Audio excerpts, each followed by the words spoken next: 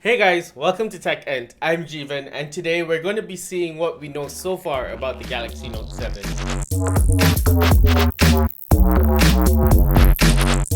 Yeah, you heard me right. It's the Galaxy Note 7. Samsung has somehow forgotten how to count, and we're ending up with the Galaxy Note 7 instead of the Galaxy Note 6.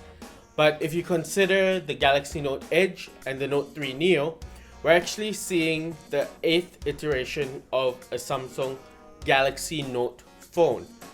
Well, what do we know so far? Firstly, we know that the Note 7 will be making the jump to USB Type-C.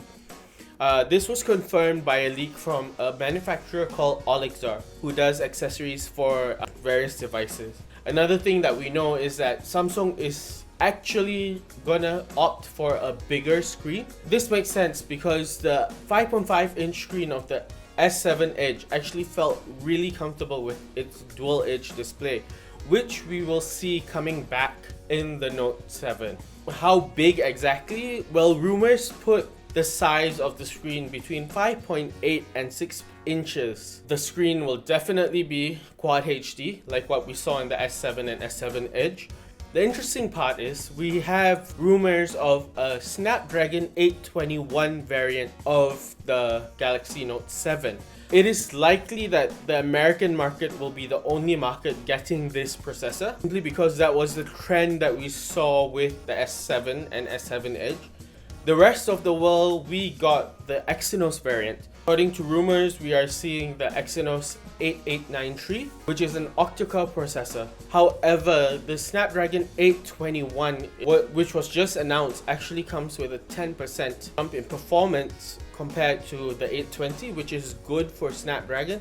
We have no confirmation of the Exynos variant, and there isn't much news on how fast or what the processor will be like. We also have news of a 6GB RAM variant, which makes sense considering Samsung actually announced earlier this year that they have produced the first ever 12GB RAM component for mobile. 6 gigs of RAM is a really big amount of RAM, but we've seen with Samsung, even on 4 gigs of RAM, TouchWiz does take quite a bit of RAM. So we'll have to see how the 6 gigs actually helps with performance when the phone actually launches. Another good point that is coming to the Galaxy Note 7 is the inclusion of IP68 water resistance, which we saw in the S7 Edge and S7. We've actually done our own tests, and the phones really could withstand the water and whatever you spill on it. We also have confirmation, thanks to EV Leaks, that we will be seeing 3 color variants at launch: the black onyx, blue coral, and silver titanium. In addition to that, we are also seeing that there was a Verizon version that was tested with the Snapdragon 820 instead of the 821 and 4 gigs of RAM. Now, if Samsung were to be releasing a lower spec Note, it wouldn't really make sense at this point because it's a flagship device.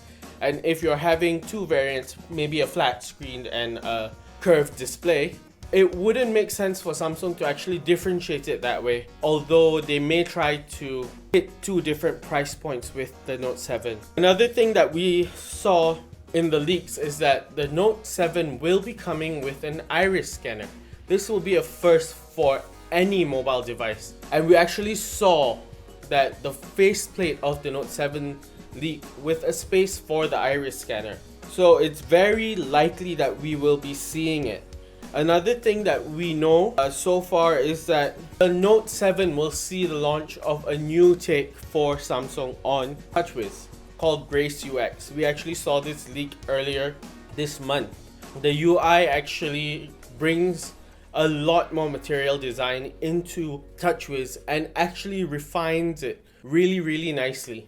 We're quite excited to see how this plays out in the Note 7 with the 6 gigs of RAM. There is a rumor saying that Samsung may decide to go with their newly announced UFS storage option.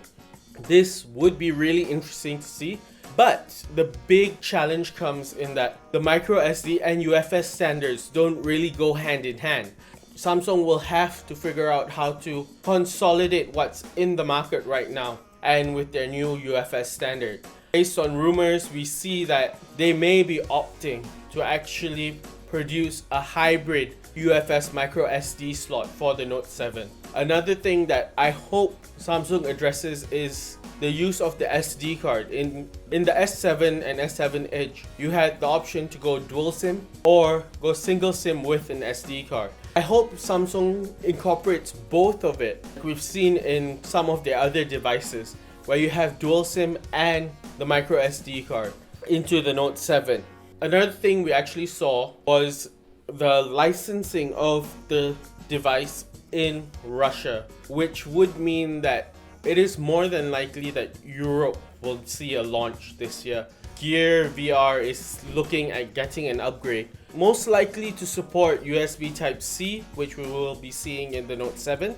The Note 7 is actually looking to be a really compelling device. Follow us on all our social media, Instagram, Facebook, Twitter, at TechEntTV. I'm Jeevan, and I'll see you in the next video.